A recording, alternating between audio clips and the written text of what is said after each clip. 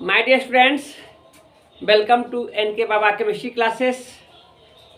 जैसा कि हमने पिछले क्लास में कहा था कि बायो भी मैं पढ़ाऊंगा, फिजिक्स भी मैं पढ़ाऊंगा, तो आज केमिस्ट्री के साथ हम बायो भी आज से स्टार्ट कर दिए हैं और वह क्वेश्चन बैंक है।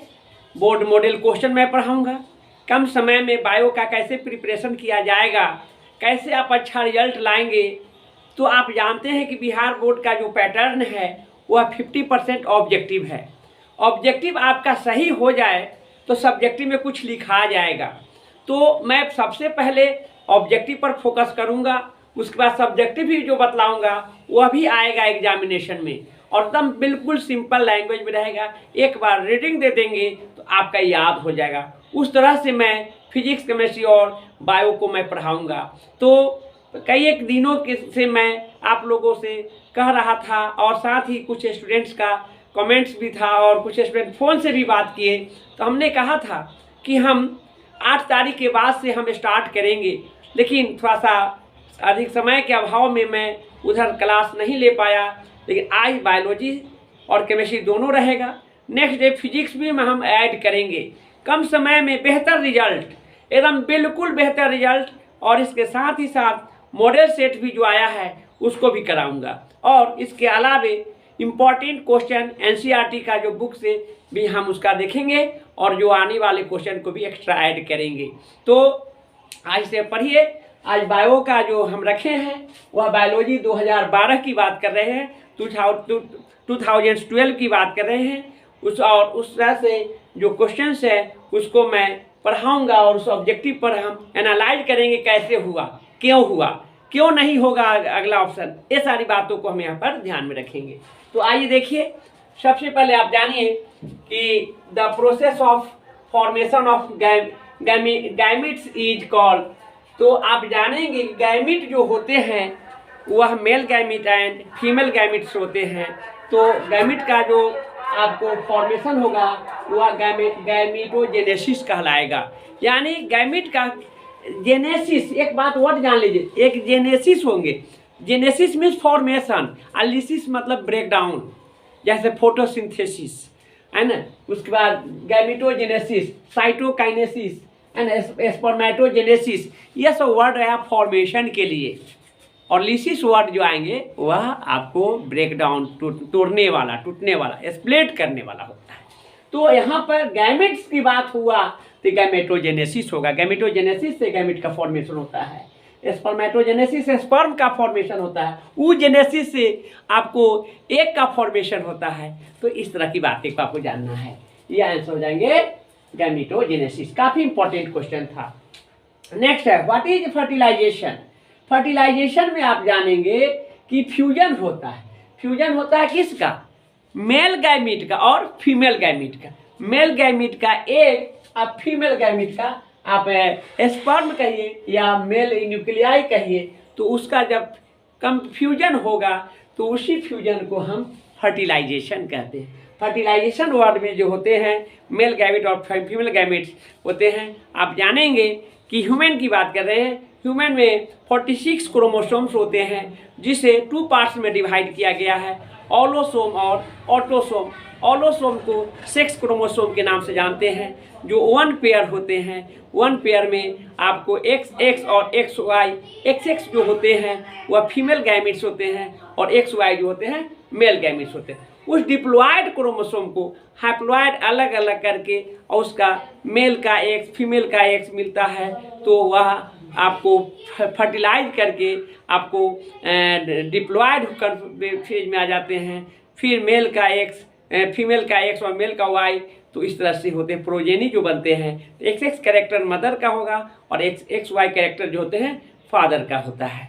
तो यहाँ पर फ्यूजन में मेल न्यूक्लियाई होगा और ये होगा। यहाँ सेकेंडरी न्यूक्लियस नहीं होगा, मेल की बात होंगी। तो एग मीन्स फीमेल और मेल गैमिट्स, मेल न्यूक्लियाई है ही। इसका आंसर ये होगा। नेक्स्ट है who is considered as father of genetics. ये तो काफ़ी पॉपुलर है, ये काफ़ी पॉपुलर है। Father of Mendel is the father of genetics. Mendel Austria के रहने वाले एक बायोलॉजिस्ट है, बोटेनिस्ट है, बायोलॉजिस्ट कहिए, जिन्होंने जेनेटिक्स पर इन्होंने इन्वेंशन किया और उन्होंने जो लॉ दिया है ना, वह आपको जेनेटिक्स में जानना था। तो वह जो है आपको जिसे फादर ऑफ जेनेटिक्स के नाम से जाना जाता है वह ग्रिगोर मेंडल हैं ना। यह ऑस्ट्रिया के रहने वाले एक वहाँ का एक चर्च थे, जिन्होंने एक मठ, एक बहुत सारे मटर के पौधा पर एक्सपेरिमेंट किया था और इसलिए इन्हें क्या कहते हैं, फादर की उपाधि दिया गया। तो यह हो जाएंगे मेंडल हो जाएंगे। नेक्स्ट है, in which state does crossing over take place. Crossing over आप जानेंगे, यह जो है आपको सेल डिवीजन में आते हैं, वह पैकेटिन होते हैं, पैकेटिन में होते हैं, लेप्टोटिन, जाइगोटिन, पैकेटिन और डाइकाइनेसिस। यह मियोसिस का जो फेज होते हैं उसमें आता है और इसमें पैकेटिन होंगे। बहुत इंपॉर्टेंट क्वेश्चन है। क्रॉसिंग ओवर वर्ड जो होते हैं पैकेटिन में होते हैं। तो यह डिटेल पढ़ाते तो हमने डायग्राम से बतला था, लेकिन आप जानिए कि पैकेटिन में होते हैं क्रॉसिंग ओवर। इसका आंसर नेक्स्ट है, nucleic acids are polymer of. Nucleic acids are polymer of, जान लीजिए न्यूक्लिक एसिड जो है वह आपको न्यूक्लियोप्रोटीन्स होते हैं, एमिनो एसिड नहीं होंगे, न्यूक्लियोटाइड्स नहीं होंगे, न्यूक्लियोसाइड्स नहीं, वो डीएनए आरएनए की बात होती है इसमें। और तो क्या होंगे, न्यूक्लियोप्रोटीन्स होते हैं। इसका आंसर याद रखेंगे, न्यूक्लियोप्रोटीन्स डी होगा।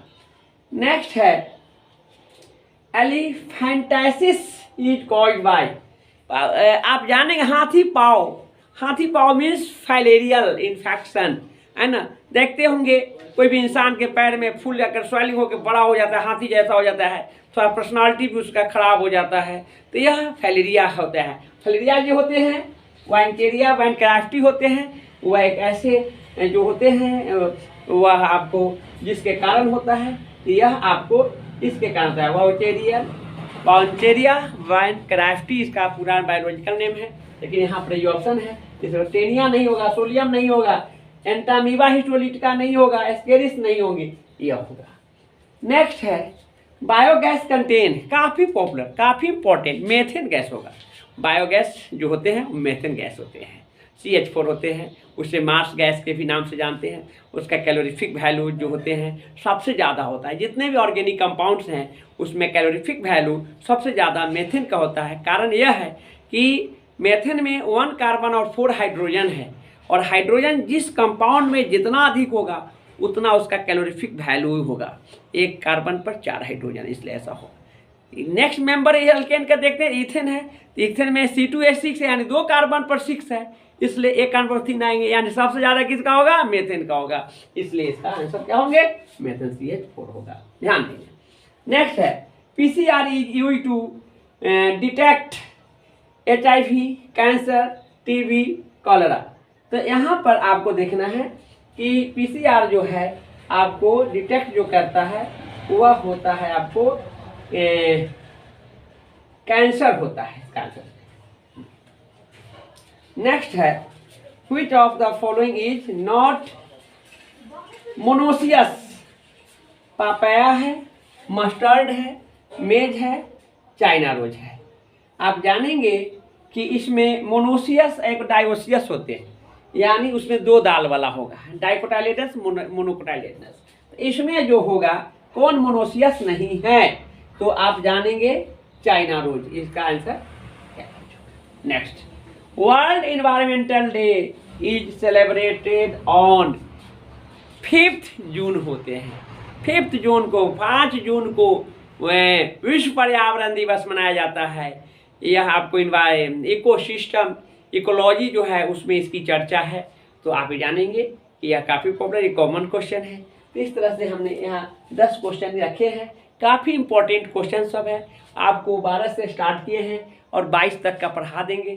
क्वेश्चन मिला जुला के उसी में से रहेगा, और सारे के सारे NCERT बुक का क्वेश्चन है जो पूछा गया है। कुछ 11th का भी है, कुछ आप बिहार बोर्ड पर इतना कीजिए 10% ऐसा क्वेश्चन रहता है कि बिल्कुल लो लेवल का रहता है, जहाँ पर उसका ध्यान नहीं जाता है, या कुछ क्वेश्चन हाई कर देता है, जो नीट वगैरह का क्वेश्चंस रहते हैं उसको भी रख देता है। तो आज के लिए हम इतना ही रखते हैं, फिर हम कल रेगुलर पढ़ा दूंगा मैं फिजिक्स, केमिस्ट्री और बायो। तो आज के लिए इतना ही रखते हैं। आप इसको पढ़िए, बढ़िया से पढ़िए, मन से पढ़िए। एग्जामिनेशन का समय बहुत कम है और घबराइए भी नहीं, टेंशन से कुछ नहीं होगा। हमेशा एनर्जेटिक रहिए, ऊर्जावान रहिए और कुछ गेन करने का आप में कंसेप्ट होनी चाहिए। और कुछ ललक होगा कि अच्छा करें तो आप ज़रूर पढ़ेंगे। और ज़्यादा कष्ट की बात नहीं है, ज़्यादा टेंशन लेने की बात नहीं है।